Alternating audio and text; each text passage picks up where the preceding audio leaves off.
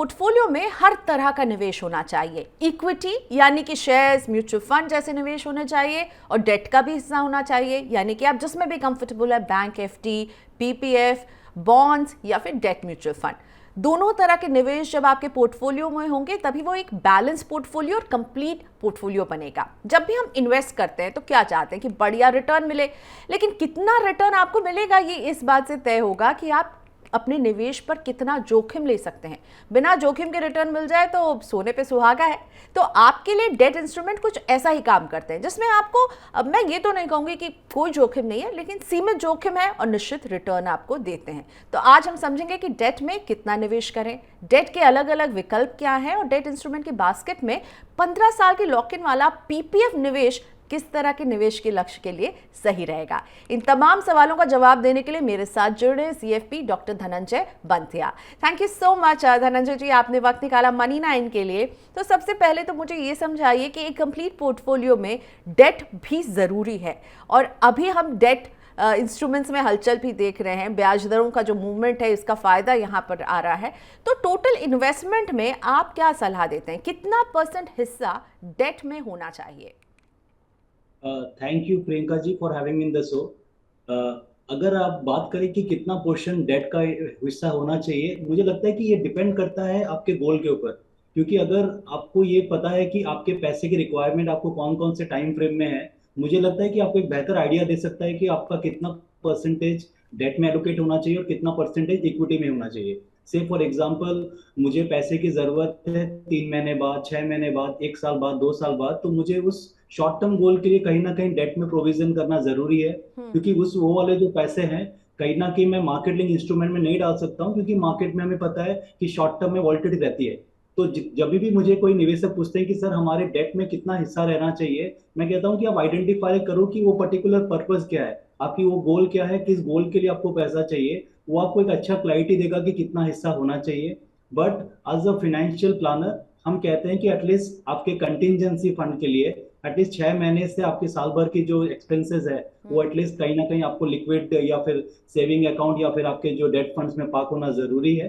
Rest all, कभी कभी क्या होता है कि हम जब इन्वेस्टमेंट वर्ल्ड की बात करते हैं, कभी कभी मार्केट हमें अच्छी अपॉर्चुनिटी भी देता है। अगर आप बात करें कि लास्ट 3-4 महीने पहले जब मार्केट में करेक्शन आया था, कुछ अगर पैसा हमने डेट में रखा होता तो वो हमें अपॉर्चुनिटी देता कि हम लोअर लेवल पे भी कुछ अच्छे एंट्री कर सकते थे कुछ इक्विटी इंस्ट्रूमेंट में। तो राइट। डेट का अलग अलग रोल होता है। तो एज अ इन्वेस्टर आपको डिसाइड करना है कि क्या स्पेसिफिक पर्पस आप मीट करना चाहते हैं, उसी हिसाब से आप अपने एसेट को एलोकेट कर सकते हैं। संजय, मैं आपका व्यू लेना चाहूंगी। एक थंब रूल कहते हैं कि 100 माइनस योर एज, और उस हिसाब से आप डेट का हिस्सा रखिए। आप इस फॉर्मूला को कितना मानते हैं, क्या ये सही है, ये सब पे अप्लाई हो सकता है? जब हम बात करते हैं सब्जेक्ट ऑफ पर्सनल फाइनेंस, क्योंकि ये सब्जेक्ट पर्सनल है तो एक इंडिविजुअल की रिक्वायरमेंट पे डिपेंड करता है।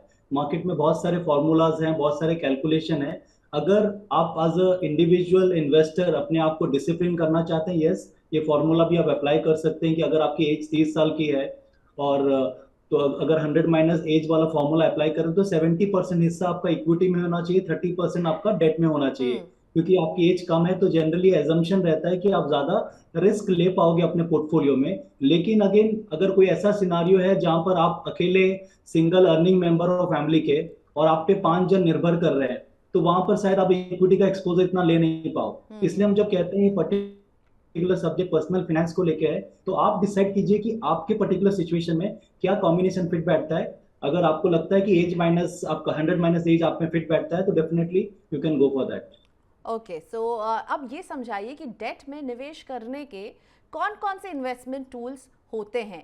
अगर हम डेट निवेश की बात करते हैं तो आप क्या कहते हैं कि चलिए, ये तो आपने बता दिया कि आप अपने लक्ष्य के हिसाब से तय कीजिए कि आप कितना हिस्सा रखना चाहते हैं, लेकिन कहाँ कहाँ निवेश किया जा सकता है? ओके, एक होता है शॉर्ट टर्म डेट, एक होता है long term debt. When we talk about short term debt, जैसे फॉर एग्जांपल मुझे पैसे की जरूरत 6 महीने बाद है, 1 साल बाद है, तो जनरली आपके जो बैंक डिपॉजिट्स होते हैं, पोस्टल डिपॉजिट्स होते हैं, म्यूचुअल फंड में लिक्विड फंड है, शॉर्ट टर्म फंड्स है, ये एक बहुत बेहतर विकल्प हो सकते हैं इन्वेस्टर के लिए। लेकिन अगर आप अपने कुछ फाइनेंशियल जो कि लॉन्ग डेटेड गोल्स है और जहां पर आपको अनसर्टेनिटी नहीं चाहिए, से फॉर एग्जांपल आपको पता है कि आज से 15 साल बाद, 10 साल बाद आपको अपने बच्चों का एजुकेशन की रिक्वायरमेंट पड़ेगी, तो आपको पता है कि उस टाइम पे मैं कुछ ऐसे इन्वेस्टमेंट करूं जहां पर मुझे जो रिटर्न मिले वो कहीं ना कहीं डिफाइंड हो, ताकि क्या हो कि अगर उस समय मार्केट में कोई उतार चढ़ाव रहे तो मुझे दिक्कत नहीं आए। तो वहां पर हम लॉन्ग डेटेड डेट में डाल सकते हैं। जैसे फॉर एग्जांपल आप गिल्ड फंड्स जो हैं वो लॉन्ग डेटेड इंस्ट्रूमेंट होते हैं जिनका रिटर्न शॉर्ट टर्म से काफी बेहतर होता है। पीपीएफ जैसे कि पब्लिक प्रोविडेंट फंड है, एक लॉन्ग टर्म के लिए काफी बेहतरीन डेट इंस्ट्रूमेंट है जहां पर हम अपना पैसा पार्क कर सकते हैं। आरबीआई ने recently they came up with RBI, जो आपका रिटेल इन्वेस्टर भी जो है अपने इन्वेस्टमेंट कर सकते हैं जीसेक्स में डायरेक्टली। तो ये सारे विकल्प उनके पास अवेलेबल हैं फ्रॉम लॉन्ग टर्म पर्पस। तो एज ए निवेशक शॉर्ट टर्म डेट में आप अपने post office deposit, mutual fund के short term schemes, liquid funds, bank deposit में फोकस कीजिए। फॉर लॉन्ग टर्म पीपीएफ या फिर आपके जो गवर्नमेंट बॉन्ड्स या गिल्ड फंड्स एक अच्छे विकल्प हो सकते हैं। धनंजय, आपने लॉन्ग डेटेड इंस्ट्रूमेंट्स की बात की जिसमें आपने पीपीएफ का जिक्र किया है और आरबीआई बॉन्ड्स जो गवर्नमेंट सिक्योरिटीज हैं उसका जिक्र किया है, लेकिन मैं पीपीएफ पर पूछना चाहूँगी आपसे सवाल। आप इसे किस तरह के निवेश के गोल के लिए सही निवेश मानते हैं? 15 साल का लंबा लॉक इन होता है, इसलिए इसमें जब आप निवेश करें तो आप क्या कहते हैं? क्या कौन से वो गोल्स हैं जिनको आप अचीव करें? किन बातों को आप ख्याल रखें कि जब आप पीपीएफ में पैसा डालते हैं तो?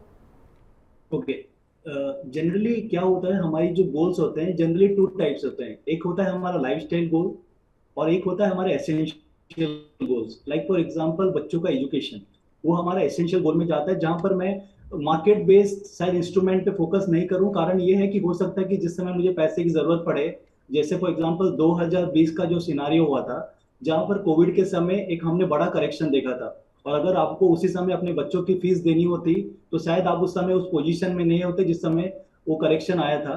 तो जब आपके एसेंशियल गोल्स होते हैं, मुझे लगता है कि वहां पर लॉन्ग टर्म डेट वाले जो प्रोडक्ट हैं काफी अच्छे फिट करते हैं। जहां पर आपके लाइफस्टाइल गोल हैं वहां पर डेफिनेटली आप मार्केटिंग इंस्ट्रूमेंट देख सकते हैं। आप इक्विटी लिंक जैसे म्यूचुअल फंड में एसआईपी भी कर सकते हैं, that can work for you. अब आता है सवाल कि आज के डेट में, क्योंकि जब हम बात करते हैं पीपीएफ का, उसका सबसे बेहतरीन एडवांटेज ये है कि जो मुझे रिटर्न जनरेट होता है वो मुझे टैक्स फ्री मिलता है मैच्योरिटी। तो इसका जो ट्रिपल ई ट्रीटमेंट है, जब जब आप एंट्री करते हैं उस समय आपको टैक्स का एडवांटेज मिलता है, जो आपको इंटरेस्ट मिलता है वो भी टैक्स फ्री है, और जो मैच्योरिटी अमाउंट आपको मिलती है वो भी आपको टैक्स फ्री है।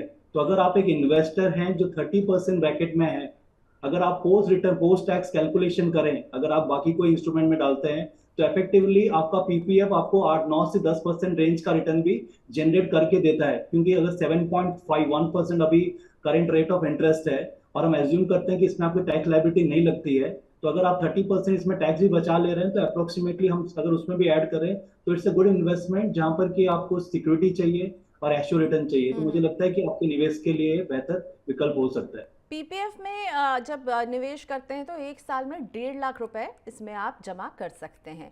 तो ये 1.5 लाख ही एक अपर कैपिंग है, इससे ज़्यादा जो आप जमा करेंगे तो उस पर आपको टैक्स छूट भी नहीं मिलेगा। और अलाउड है या नहीं ये मैं धनंजय से पूछती हूँ, लेकिन पहले ये भी समझना चाहूँगी क्या इस रकम को एक साथ लमसम निवेश किया जाए या फिर मंथली इंस्टॉलमेंट में निवेश करें अगर कोई पीपीएफ की स्कीम शुरू कर रहा है? और क्या मेरे पास ये प्रोविजन रहता है कि मैं 1.5 लाख से ज़्यादा जमा करूँ, छूट तो केवल 1.5 लाख पर मिलेगी? करेक्ट।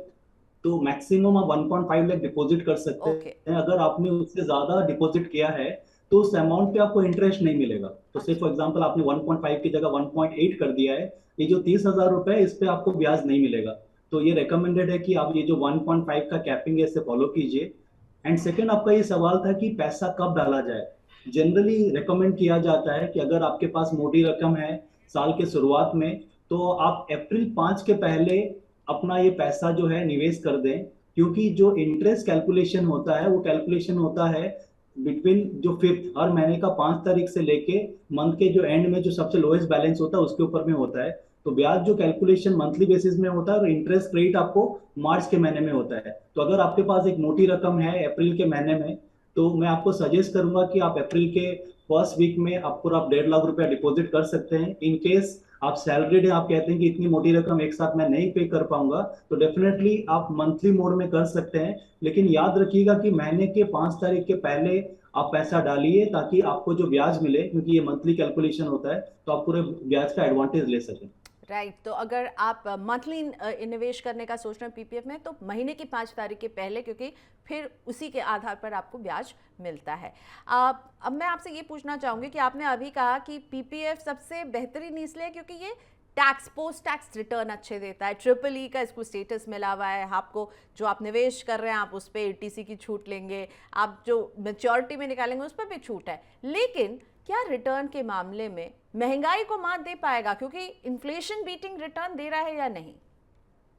ओके, जब हम एक निवेशक से बात करते हैं, हर एक निवेशक का अलग अलग सोचने का तरीका है अपने इन्वेस्टमेंट को लेके। किसी ने खूब कहा है कि उन्हें कामयाबी में सुकून मिला, वो दौड़ते गए, और हमें सुकून में कामयाबी मिली, हम ठहर गए।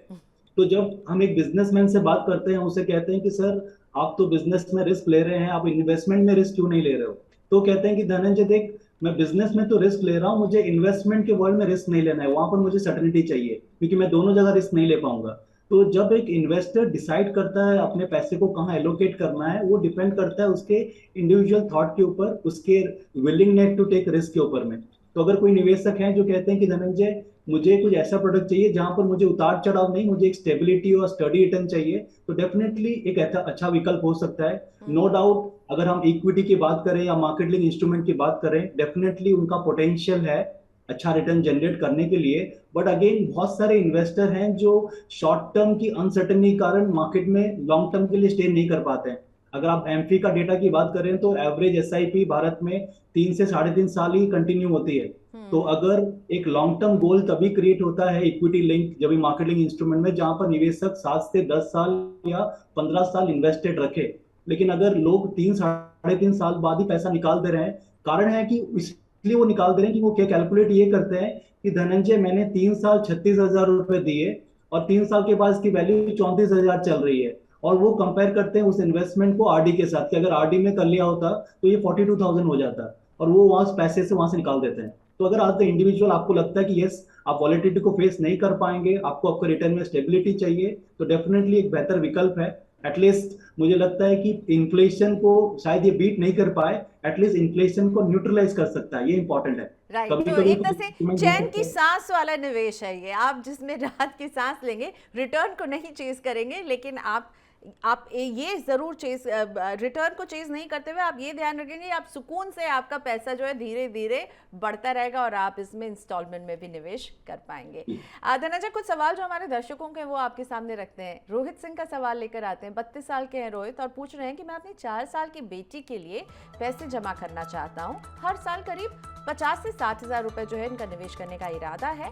पीपीएफ अकाउंट खोलूं या फिर सुकन्या समृद्धि जैसे निवेश को चुनूं, या इसके अलावा कहीं और भी आप निवेश करने की सलाह देंगे? 4 साल की बिटिया है तो मैं मान के चल रही हूँ जब वो अपने हायर एजुकेशन पे पहुंचेगी तब इन्हें पैसे की जरूरत पड़ेगी, तो इनके पास आराम से 10 से 12 साल का टाइम है रोहित के पास।